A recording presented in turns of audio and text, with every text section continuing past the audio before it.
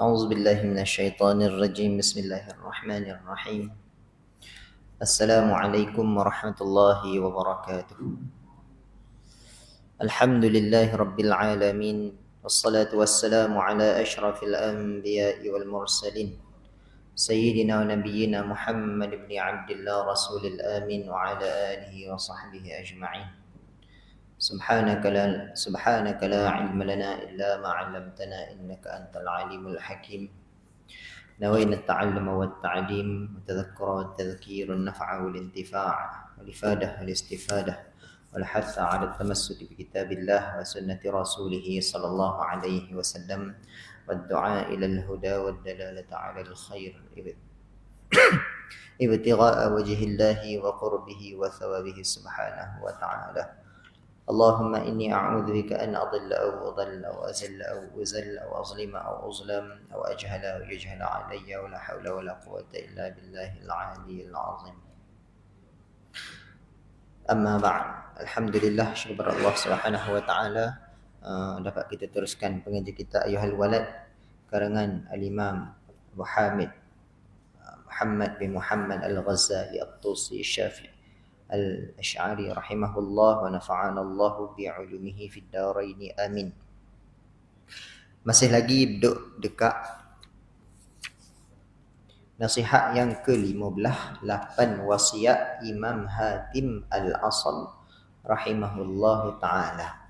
Yang mana kita bahas berkata ni 8 wasiat Al-Imam Hatim Al-Asam. Pernah ditanya oleh guru dia Al-Imam Syaqi Al-Balkhi rahimahullahu ta'ala. Ditanya, muni ngaji dengan aku lama dah, 30 tahun dah ngaji dengan aku ni, apa dia mu dapatnya? Maka dia kata, aku tak dapat melainkan 8 perkara. 8 perkara yang mana benda ni, 8 perkara ni kita boleh ambil iktibar pada diri kita lah pada sampai hari ni. Jadi setiap pada mengaji ilmu ni, setiap pada mengaji ilmu kita tak kira kita apa pun, akidah, fiqh, tasawuf, semuanya adalah untuk kita bergerak ke depan, untuk kita gerak kepada masa depan, yang mana kita berambil ilmu-ilmu daripada ulama-ulama silam untuk kita ni gerak ke depan. Sebab tu ulama kata, ada sebagai ulama kata apa dia? Man arada barang siapa yang mana ayataqaddaman, barang siapa nak maju ke depan, fa alaihi bi kutubil mutaqaddimin, hendaklah dia ni mengambil kitab-kitab yang lama-lama. Kalau ngaji kitab lama-lama. Wa man arada an yata'akhkhar, barang siapa yang mana nak ketinggalan ke belakang, fa alaihi bi kutubil mutaakhirin, hendaklah dia ambil kitab-kitab hak semasa ni. Jadi terbalik. Jadi kalau kita nak maju ke depan, kena ambil apa yang ditinggalkan oleh ulama-ulama pada kurun-kurun terdahulu. Jadi sebelum pada yang dinamakan kitab-kitab turah tu lah. Dinamakan kitab-kitab turah. Maka salah satunya kita boleh ambil daripada wasiat ni lah, wasiat daripada Al-Imam Hatimul Asam. Wasiat yang pertama dia kata, dalam dunia ni ada setiap orang ni dia ada benda hak dia sayang, hak dia suka. Setiap orang ada benda hak dia suka. Tak kira lah pada nisbah dunia ataupun pada nisbah akhirat. Sebab mesti ada kecenderungan hati tu. Dan ada hak dia orang tu ditinggalkan waktu dia sakit. Dia suka pada khair tu, tapi khair tertinggal dia waktu dia sakit, telata dalam rumah kan. Dan ada yang mana menemani dia sampai kepada kubur. Ada yang mana selepas pergi pada kubur tu, dia balik dah. Ada yang kekal bersama dia, kekal bersama dia yang berada dalam kubur, iaitu amal soleh. Maka perbanyakkanlah amal soleh. Ini faedah yang pertama. Itu yang menjadi kekasih pada seseorang di akhirat nanti. Yang pertamanya berada di dalam barzah tu pun sudah menjadi qurratul ain, sudah penyejuk mata hati kepada orang yang mengamalkan satu amalan. Maka dia ni adalah kekasih yang sebenar. Maka dia kata, maka aku terus menjadikan amal soleh itu sebagai teman dan kekasih, supaya dapat menerangi kuburku dan menghidupkan hatiku, menghibur hatiku. Dan sudah pasti dia tidak akan meninggalkan aku duduk bersendirian dalam kubur. Ni baca Quran kita akan datang pada baca semua sekali. Bahkan kita mengenal kepada Nabi SAW juga antara wasilah untuk menyelamatkan kita dia dalam kubur ni. Semua segala tindak tanduk amal yang soleh yang kita buat di atas muka bumi, semuanya tidak sia-sia. Semuanya tidak sia-sia, akan menjadi bekalan dalam kubur dan di akhirat nanti. Jadi itulah kekasih yang sebenar. Walaisa lil insani illa ma sa'a. Allah kata, dan tidaklah manusia tu akan dapat melainkan hak dia cari saja. Tapi itu tidak menafikan sedekah pada orang lain. Tidak menafikan. Sebab waris pada dalil-dalil hak lain pula. Jadi kena pihak agama ni kena mari hadis belaka. Kena mari rangkum belaka. Tengok macam mana ulama istimbat daripada perbahasan Quran dengan hadis. Situ. Jadi itu yang pertama lah. Dan macam kita sebut, amal soleh ni akan datang dari keadaan yang molek, dan amal yang buruk akan datang dari keadaan yang buruk, yang busuk kepada kita. Maka banyakkanlah amal soleh. Niatkan untuk Allah. Niatkan yang sebaiknya yang boleh kita niatkan. Sebab tu kalau kita ngaji dalam kitab-kitab fiqh, kitab niat, ada seorang habib tulis kitab niat, bab niat saja. Kitab tu bahas bab niat saja. Kalau kita main masjid tu, niatlah tu nak agak apa main masjid. Bukan main masjid, apa tolak lah. Nak duduk, nak semaya, nak dengar orang ngajar tu.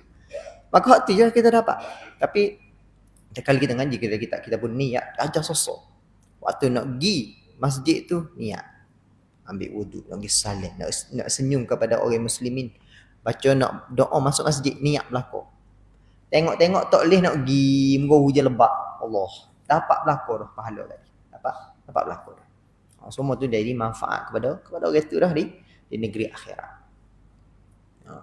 Jadi amal soleh ni adalah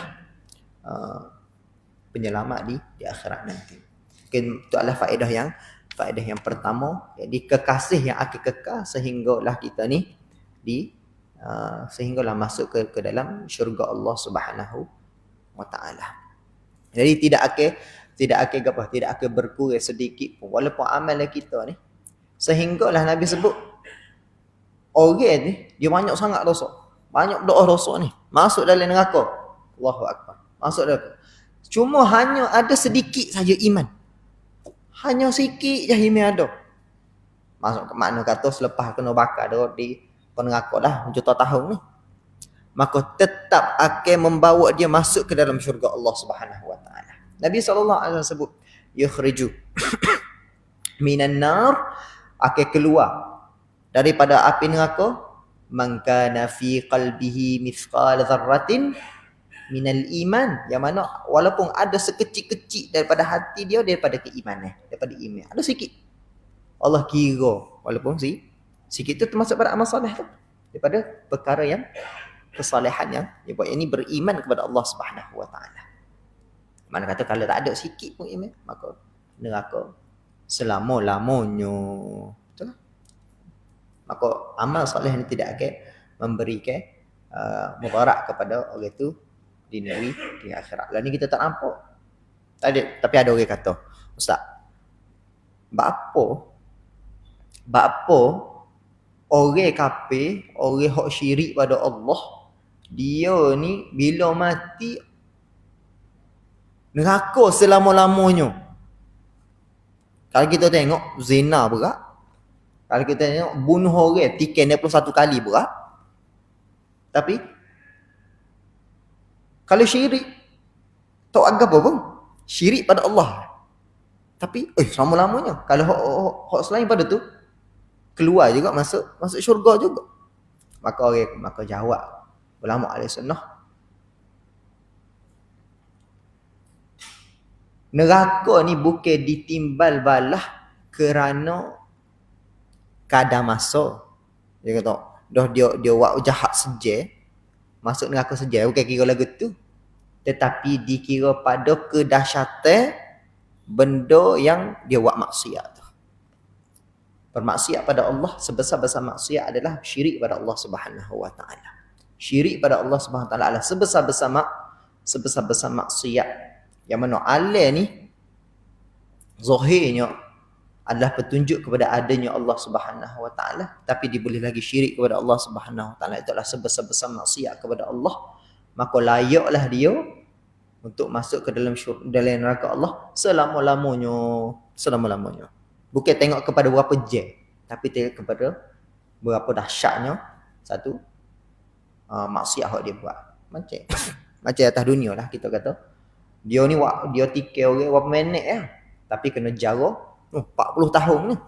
Apatah lagi buat maksiat kepada Allah Subhanahu Wa Taala. Syirik pada Allah lebih-lebih lagi lah. Selama-lamanya. Bahkan itu adalah adil, keadilan daripada Allah Subhanahu Wa Taala, adil. Bahkan Allah boleh buat berat lagi pada tu. Boleh buat berat lagi. Okey. Itu makna adalah daripada amal soleh.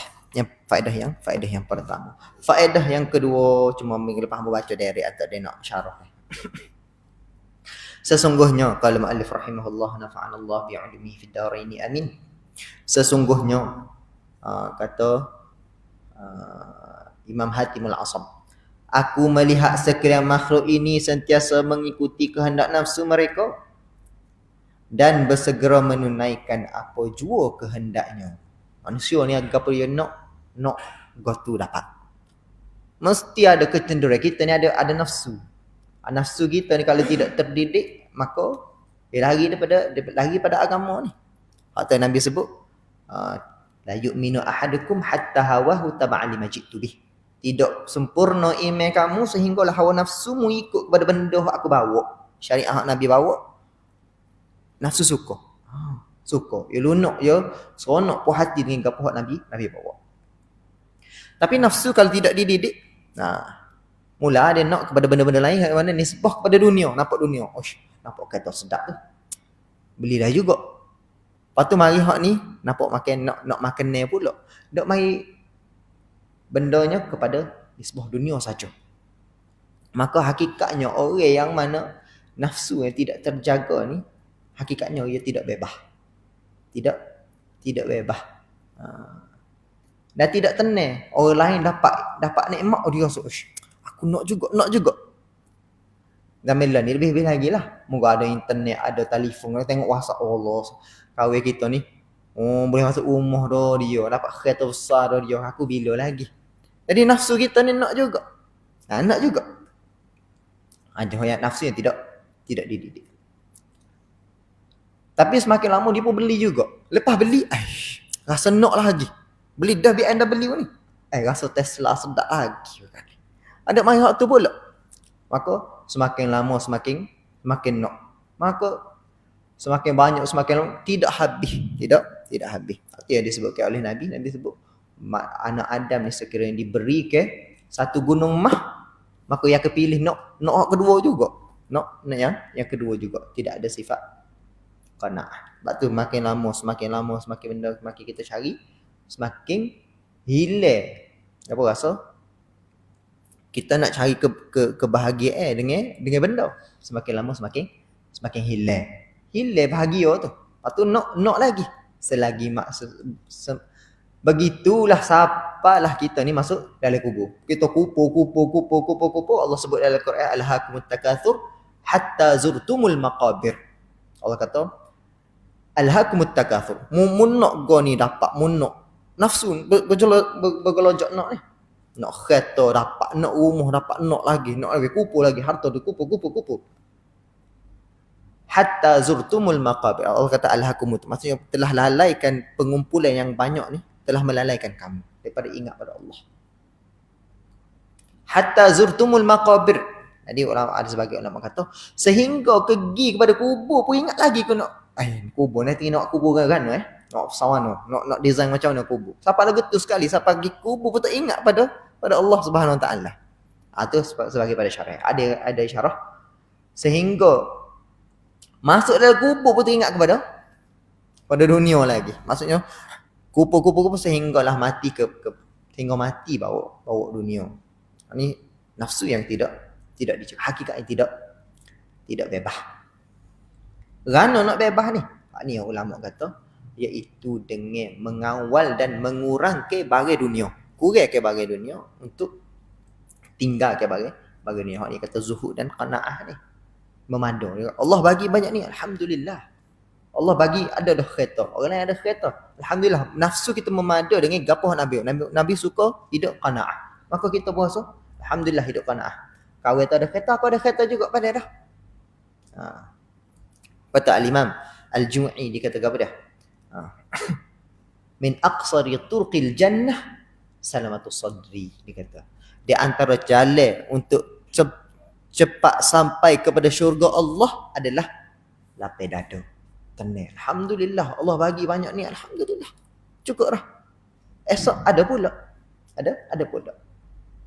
Ada. Ni berkaitan dengan nafsu yang kena jaga. Jadi kalau kita ni bagi kita satu kau itu kita nak dia selalu nak dapat. Maka kita hanyalah membesar-besarkan nafsu sahaja. Cara nak buatnya adalah iaitu dengan kawal dengan tahan nafsu. Sebab tu kalau kita tengok ulama-ulama dahulu, bahkan golongan ahli falsafah terdahulu, dia memperoleh kebebasan dari jiwa nafsu dia adalah dengan lepaskan keberhajatan kepada ni barang material ni. Lepaskan. Maksudnya lepaskan, iaitu tidak memandang kepada barang material ni. Oleh sampai sekarang ni banyak lah. Maka ni zaman lah ni dinamakan zaman materialisme. Zaman lah ni kebendaan. Nak kekal di atas jalan syariat, tinggal ke banyak perkara yang kita kena buat. Kalau hidup kita akan jadi bagi serabut ni, akan jadi serabut dengan, dan tidak akan ingat kepada Allah, dan tidak akan tenang kepada Allah Subhanahu wa taala. Ada satu kisah. Ada seorang sufi. Seorang sufi ni dia terkenal dalam masyarakat dia. Maka ada seorang ni, dia mari jumpa dengan sufi ni. Wahai tuan Syekh, saya ni hidup saya serabut ni. Serabut hidup saya ni. Banyak macam perkara dah. Jadi sufi ni kata, kalau lagu tu kak, Sufi ni dekat dengan Allah Subhanahu wa taala. Maka dia kata, kalau hidupmu serabut, maka mu kena ikut 3 pesanan aku ni. Kalau pesanan pertama tak jadi, mu kena ikut yang kedua. Kalau tak jadi, mu kena ikut pula yang ketiga. Maka dia kata, okey boleh insya-Allah saya ikut selesa. Maka dia kata, yang pertama, kalau mu ni hidup serabut, pertama mu pergi beli lembu, mu pergi dekat ruang tamu rumahmu. Tengok saya ikut lembu. Ikut. Alhamdulillah insya-Allah. Kalau saya sami'na wa ata'na, saya ikut. Dia pun beli saya ikut lembu. Dia pun tak ada pergi dalam rumah dia kat ruang tamu. Pergi dalam rumah pula tu. Allah Akbar. Kau lama kau serabut ni. Bunyilah Allah. Pas jumpa, esok ke jumpa selalu. Kerana tu Syekh tak jadi kau serabut ni. Kalau tak jadi kena ikut yang kedua dia kata. Kena ikut kedua. Tak apalah saya ikut dua yang kedua. Yang kedua, mu kena beli 2 ekor ayam. Beli 2 ekor ayam, simpan dekat dapur mu pula. Lepas you robek kat dapur. Ikut lah, sufi ni kata. Maka, dia pun ikut. Buat. Maka,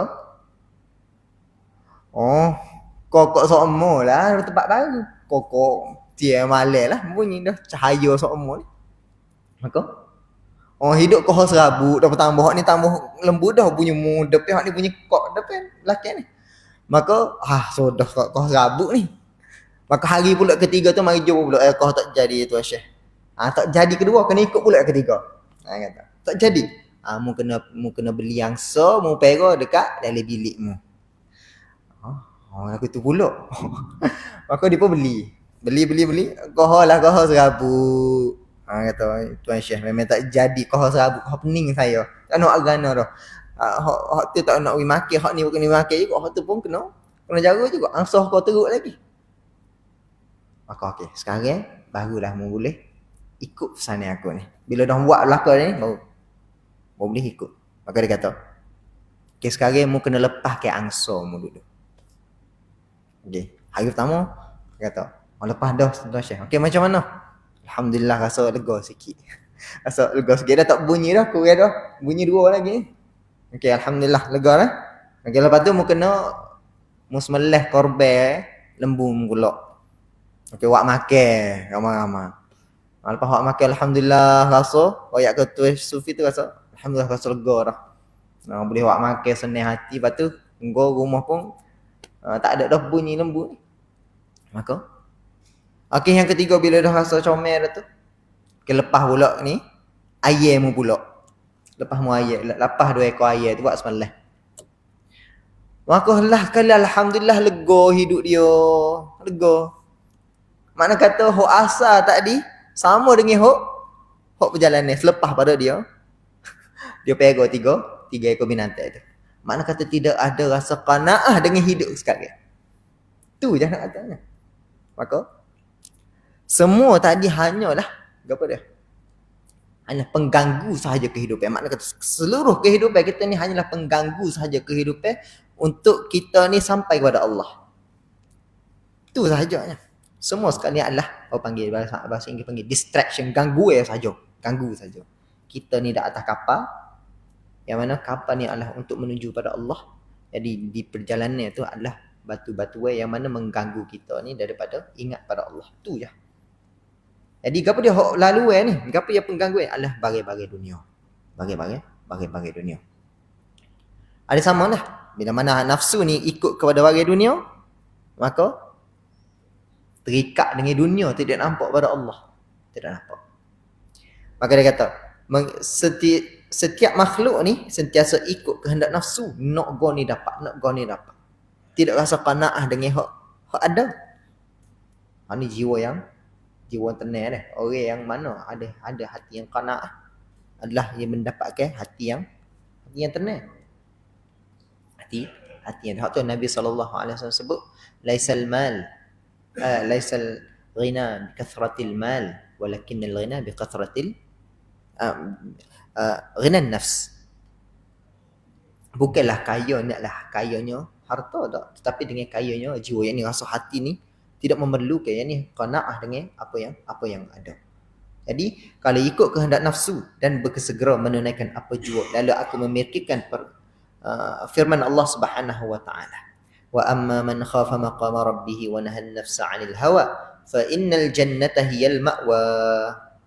Maksudnya, dan orang yang takut yang berada di hadapan Allah Subhanahu wa taala dan ia menahan nafsu daripada kehendak pada dunia tadi, maka diberikan syurga oleh Allah tempat tinggalnya. Dia memada dengan apa hak dia ada, maka dia terima apa sahaja yang diberikan oleh Allah dan redha dengan apa yang diberikan Allah, maka diberikan syurga kepada dia. Dia tahan nafsu dia, tidak tengok kepada berlebih-lebihan ni. Dia sekadar ambil apa yang cukup daripada bagi dunia. Dan dia kata, apabila aku fikirkan ayat ini, maka timbullah satu keyakinan dalam hatiku bahawa Al-Quran itu adalah benar. Allahu Akbar. Al-Quran adalah benar. Jadi cara untuk membebaskan daripada makhluk adalah cuba belajar untuk pinggirkan. Cuba terabuai bagai. Sebab dekat rumah kita ni ada 3 perkara dah. Dekat rumah kita ni, setiap rumah kita mesti ada 3 perkara. Pertama, kalau kita nak start belajar jadi zuhud dan qanaah ni salah wasilah saja. Daripada rumah kita ni mesti ada satu daripada 3 perkara. Pertama, mesti ada sapah. Yang kedua, mesti ada barang untuk kita bagi pada orang. Dan yang ketiga, mesti ada barang untuk kita guna. Sapah kena buai, barang bagi ke orang kena bagilah. Jangan simpan. Yang ketiga ni, bagi kita guna, manfaat. Kalau tak, benda ni akan bukan kita miliki barang, tapi barang tu milik pada kita. Kita ni dimiliki oleh barang. Contohlah, kita bayangkan, kita beli kereta baru. Kalau kereta lama tak mikir sangat, tapi beli kereta baru. Duk tidur malam ni, ada orang curi kereta aku ni. Mula tak mahu masuk mikir. Jadi kita ni dimiliki oleh barang sebenarnya. Bukan kita milik barang. Jadi macamlah harta. Ilmu dan harta. Ilmu menjaga kita. Kita jaga harta. Kita yang kena jaga harta. Jadi kita ni yang berpenak lelah. Jadi kata, dan nafsu itu mesti dimusuhi. Kena lawan. Kena lawan sokmo. Kena lawan sokmo. dan lalu aku pun menjadikannya sebagai musuh. Jadi kena bercanggah semua dengan nafsu ni. Nafsu nak gan ni, contoh kita kata, rasa macam nak makan pizza. Dia mari. Contoh. Bagi sedap tu. Salah kau halal. Halal tak ada masalah. Tapi kalau orang yang mana berada dalam mujahadah tasawuf, bagi halal ni pun dia dikurang-kurangkan. Dia tinggal-tinggalkan. Walaupun bukanlah perkara tu haram. Tak ada masalah pun. Jadi, lalu aku menjadikannya sebagai musuh dan aku berjuang untuk menentangnya. Dan aku tidak menjaganya. Biarkan dia saja. Lepaskan dia. Tidak maksud kawal daripada gapo hak nafsu tu tolak semua. Dan menjaganya, jaga nafsu itu sehingga ia tunduk kepada aku sampailah nafsu itu mengikut kepada tuai punya badan dan ia merasa puas hati, yakni suka dengan tugasnya untuk taat pada Allah dan beribadah akan Allah Subhanahu wa taala. Jadi macam kita sebut tadi, nafsu ni dia suka kepada bagi-bagi dunia, yang mana hakikatnya nafsu ni adalah untuk kembali kepada Allah ni. Untuk kita didik untuk kembali kepada Allah. Bawa nafsu ni untuk kembali kepada Allah. Jadi perjalanan ni adalah yang mengganggu adalah bagi-bagi dunia. Bagi dunia. Dan orang yang mana telah mendapatkan habuan, orang yang mana telah mendapatkan nafsu mutmainnah, maka Allah Subhanahu wa taala dia akan melahirkan sifat takwa kepada Allah Subhanahu wa taala, yang mana Allah memberikan 2 ganjaran syurga kepada orang yang mendapatkan takwa di sisi Allah. Waliman khafa maqama rabbih jannatan, maka orang yang mana takut pada Allah diberikan 2 syurga. Syurga ketaatan kepada Allah dan syurga meninggalkan maksiat. Dapat 2 syurga. Allahu akbar. Benda ni besar. Benda yang besar. Nampak ataupun tak lah. Kita nampak ataupun tidak. Allah Subhanahu wa taala. Dan adalah berkaitan dengan nafsu ni. Nafsu memang kena lawan sokmo. Ni pada nafsu, pada makom kita ni orang awal belajarlah tinggal benda yang mana kita rasa tak berpedah. Hak tu. Kalau pada golongan sufi, golongan orang mana menjalani riyadah sufi atau tasawuf, dia tinggalkan benda harus ni. Tak pakar. Tapi kalau kita ni pada dataran orang awal biasa belajar untuk tinggalkan apa dia? Itu benda-benda yang kita rasa tak pedah. Contoh tengok telefon banyak doa, tinggal semata. Tunggu semata. Kan Nabi sebut min husni islamil mar'i tarku ma la ya'ni. Antara tanda baiknya Islam seorang dia tinggal benda tak pedah pada dia. Enggak boleh benda yang kita boleh tinggal. Banyak lagi. Itu salah satu jalan untuk melahirkan sifat qanaah dan zuhud. Salah satu daripada jalan. Antara benda tak pedah ke apa? Tengok orang lain ada barang kita nak juga. Ada tak pedah tu. Allah sedap dah dia ni. Nak juga Itu menyebabkan kita ni rasa sepik semua. Rasa tidak qanaah dengan apa hak kita ada. Sedangkan Nabi SAW sebut dalam satu hadis, Nabi sebut ke apa dia? Nabi sebut man kanatid dunya hammahu farraqallahu alaihi amrah. Barang siapa yang mana dia jadikan dunia ni tujuan dia, aku nak cari hawa dunia, nak harta dunia. Maka benda-benda hak dia duk urus selama ni berterabuh habis, tak cara dah. Anak pinak tak cara dah, nak cari bagai dunia ni, pupu dan sebagainya. Dan Nabi sebut wa ja'ala faqrahu baina ainah, dan Allah akan jadikan miskin di depan mata dia. Miskin. Akan nampak benda tu sama. Tak cukup ni. Kena ada lagi ni, tak cukup ni. Siapa mati pun tak cukup. Itulah. Ini Nabi sebut qad aflaha man, telah berjaya lah mana orang yang mana ruziqa kafafan, diberikan kecukupan oleh Allah, dan waqanna'ahu Allah bima atah, dan Allah beri cukup kepada, berasa cukup dengan benda dia ada. Ni benda ni kena latih. Tak boleh payah ni. Payah sangat nak latih benda ni. Salah satu cara iaitu tinggalkan benda tak pedah. Salah satu dia tengok orang lain. Jangan tengok orang lain ada harta. Memada dengan apa hak kita ada. Tu lah. Tu untuk jaga kepada nafsu. Jaga pada nafsu. Okey, masuk pada faedah ketiga. Faedah ketiga sesungguhnya, aku melihat setiap orang berusaha untuk menghimpunkan harta benda dunia. Sama tadi. Wasilah, dia sambung yang ketiga. Manusia suka himpunkan harta benda dunia. Ini sebanyak-banyaknya harta, nak emas lagi, nak perak lagi, nak apa lagi, macam-macam nak. Kemudian lalu ia menahannya, jangan sipai lah. Kalau ada rumah tu pasti masuk dalam tu, tak tu bik dah. Hak ni hak jaga aku ni. Hak ni kalau pas ni krisis ekonomi, hak ni boleh selamat aku ni. Dia rasa lagu tu. Sedangkan hak tu ni Allah Subhanahu Wa Taala tegur dia dalam Al-Quran. Bila mana dia ada rasa banyak ni, rasa sedap dah ni. Patut dia pun hina pada orang lain, sombong. Mu ni tak ada gapo dah orang lain ni.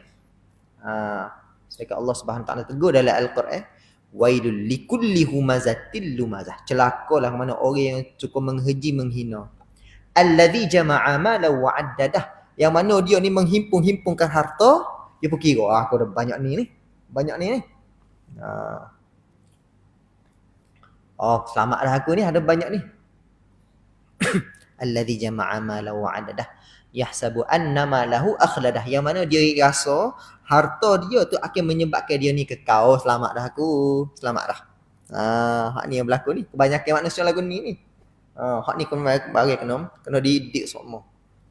Allah yahsabu annama lahu akhladah kalla la yanbadhanna fil hutamah wa ma adraka kama hutamah narullahil muqadah allati tattali'u 'alal afidah. Bahkan dia akan masuk dalam neraka, yang mana neraka tu akan menyambar kepada hati. Apa hati hok rasa ni, selamat dah aku ni. Dah hipung-hipung harta duk tahan. Ni dah kena elok. Sedekah setiap daripada harta kita ada tu, ada padanya gapo dia, zakat kena bayar. Duit wang tunai tu kena bayar tu. Emas, perak kena bayar tu. Cukup 85 gram wajib bayar. Tapi dia kata, cukup 85 gram.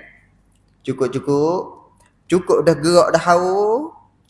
Nak siapa tahun depan dia pun jual, dia pun beli makanan dengan 1 gram tu. Jadi 84 gram.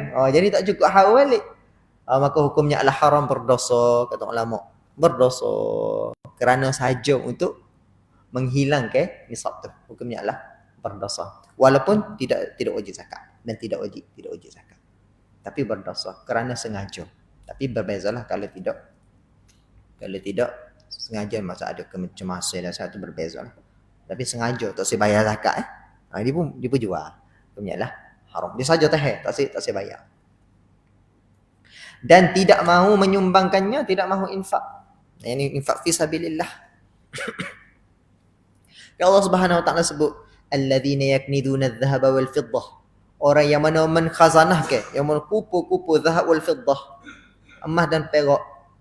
Itu pada bahasa Quran lah, emas dengan perak. Bahasa Melayu ni kak, duit lah, mata wang lah. Wala yunfiqunaha fi sabilillah, dan tidak menginfakkan pada jalan Allah. Pada jalan Allah ni banyak lah, pada setiap perkara yang membawa kebaikan.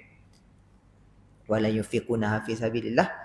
Allah sebut fabashshirhum bi'adzabin alim, maka berikanlah kabar gembira kepada dia untuk mendapatkan azab yang seksa. Kata fabashshirhum, bagi kabar gembira. Yang masuk neraka. Maksudnya kerana dia tidak meletakkan zakat kepada orang. Allah Subhanahu Wa Taala sebut dalam ayat lain, wajib zakat ni benda yang wajib ramai orang tinggal. Berzakat ni kita kat terus aja, orang kata kita kat terus aja.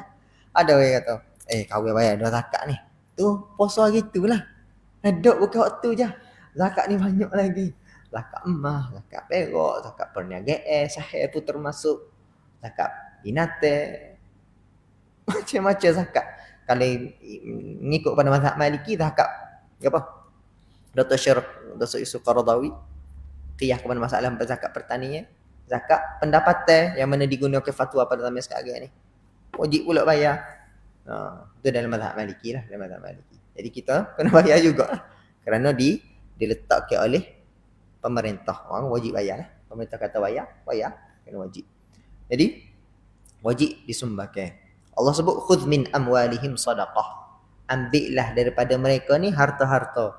Jadi mana sedekah? Sedekah yang wajib ini zakat.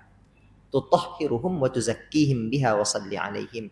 Yang mana harta tu akan akan menyuci ke harta tu sendiri dan menyuci dan wa tuzakkihim dan mencuci ke akhlak orang tu supaya tidak ada perasaan sombong, bongkok atau kedekut. Bagi untuk elok ke. Jadi salah satunya bila mana kita infak maka dan benda tu dapat dah Allah wajibkan kepada kita dan Allah bagi pahala pula pada kita. Dan benda tu kekal di akhirat nanti. Benda tu kekal. Apa lagi kita nak? Lalu aku memikirkan akan firman Allah, ma indakum yanfad wa ma indallahi baqa. Apa sahaja yang ada di sisimu, kok kamu tak bagi, habis. Tak ada. Kamu tak simpan. Wa ma indallahi baqa, dan apa yang kamu infakkan di sisi Allah semuanya akan kekal di sisi Allah dan kekal sehingga pada negeri akhirat. Ni sama ada kita ada hidayah ataupun tak untuk mengeluarkan zakat. Jadi kena cek semua, bukan jabatan mai je setiap Jumaat royak kena bayar zakat. Kita ni kena perhati semua. Setiap orang Islam kena cek semua, adakah kita ni cukup nisab, ada cukup haul dan sebagainya, kena cek semua. Okey. Lalu aku pun terus suka mengorbankan apa jua yang aku dapat daripada harta benda dunia. Dan aku suka memberikannya di kalangan fakir dan miskin. Lebih-lebih lagi lah macam kita buat korban gitu. Kata pengarang kita suka mengorbankan apa yang daripada harta benda dunia. Salah satu pada korban hari itu pun termasuk daripada harta kita. Yang mana Allah Subhanahu Wa Taala sebut dah dalam Al-Quran, wa likulli ummatin ja'alna mansakan liyadhkuru ismallahi 'ala ma razaqahum min bahimatil an'am. Dan bagi setiap umat ni Allah letak dah cara untuk ibadat, untuk ingat pada Allah daripada binatang-binatang ternak. Jadi binatang ternak termasuk harta kita juga, maka kita sebenarnya dah kita korbankan untuk Allah Subhanahu Wa Taala. Maka dah infakkan kepada fakir miskin. Salah satu cara wasilah untuk sipai harta tu di akhirat nanti. Salah satu wasilah.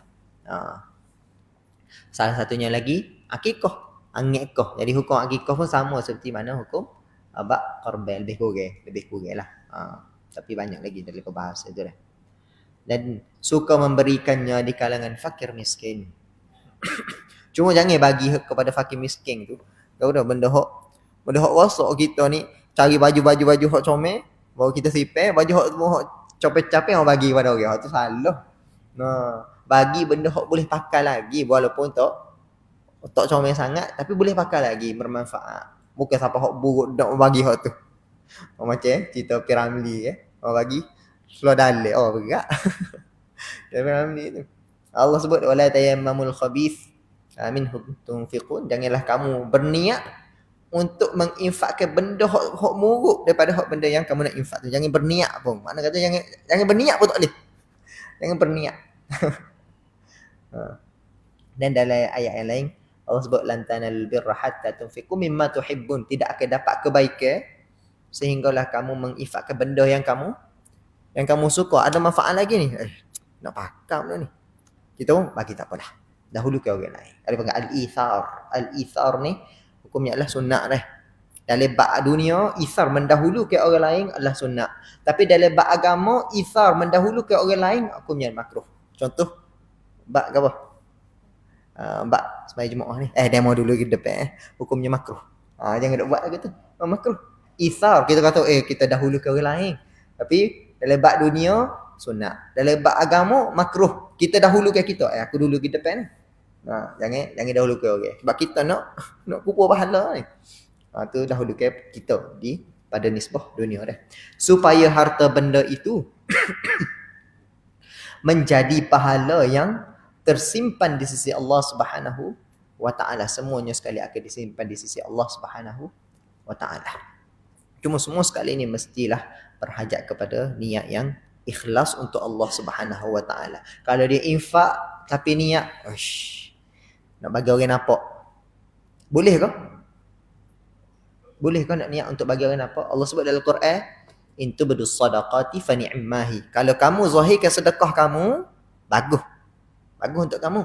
Mana kata nak bagi orang tiru juga buat molek. Tapi Allah tu wa in tukhfuha wa tu'tuhal fuqara fa huwa khairul lakum. Tapi kalau kamu infak dan kamu bagi pada orang fakir miskin tu baru molek lagi untuk kamu. Fa huwa khairul lakum, itu lebih baik untuk kamu.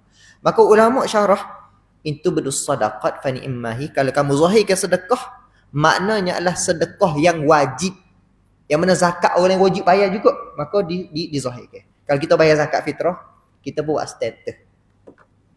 Kahwin bayar dah, pakat-pakat bayar ni. Maka tu bagus. Kerana bagi tu pun memang wajib.